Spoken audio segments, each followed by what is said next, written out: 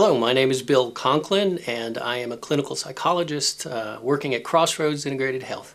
On February 11th, we hosted what was called the Happy Movie at Walter State Community College. And in that movie, we heard a lot of different tips and ideas about what makes us happier. Channel 7 has asked us to turn those into some brief video segments that will help you be happier.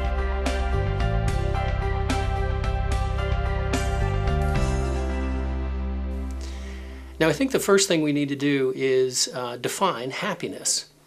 Happiness has a lot of different definitions. We're happy when we get the book we want, we're happy when we get married, we're happy when our child is born, or when our team wins the ball game. But these are all different kind of shapes and sizes of happiness. It's not just one word. It's kind of like the word love. There are a lot of different types of love. Love for your fellow man, love for your child. You know, we say, I love this car, I love a good cup of coffee in the morning, I love this music.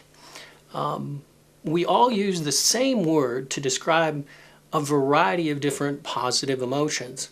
So getting a clear definition of happiness is important.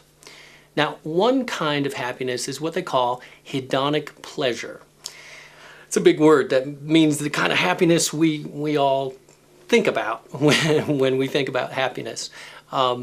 Happiness that, woo, our team won the game, or I got an A on the test, that effervescent kind of joy that springs forth.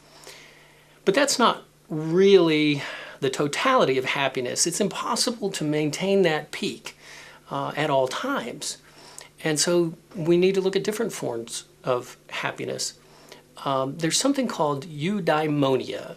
Eudaimonia is more a state of well-being than one of transient pleasure. It's more a matter of contentment. It's a life well lived.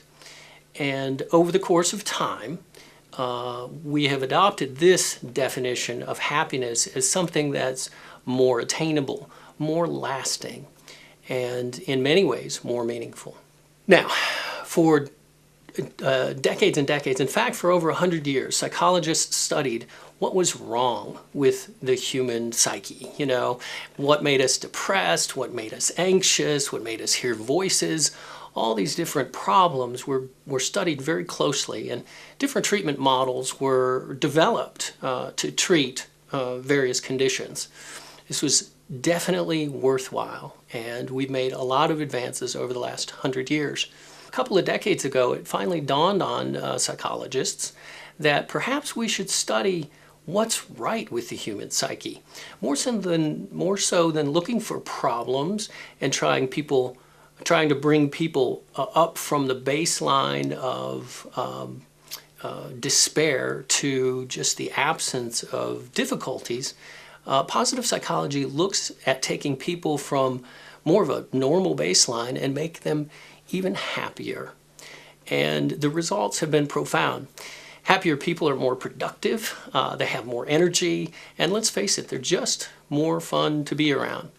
In the upcoming segments, we'll talk about more of these in detail. But for today, I want to give you one tip.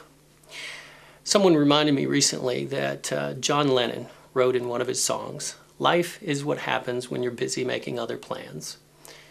Now, if we're worried about the past or fretting about the future, it's really hard to live in the moment.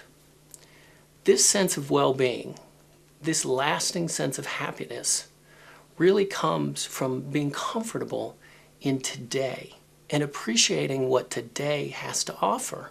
Whether the weather is good or bad, whether we have a lot of money or a little, if you're breathing in and out, there is more right with you than there is wrong with you.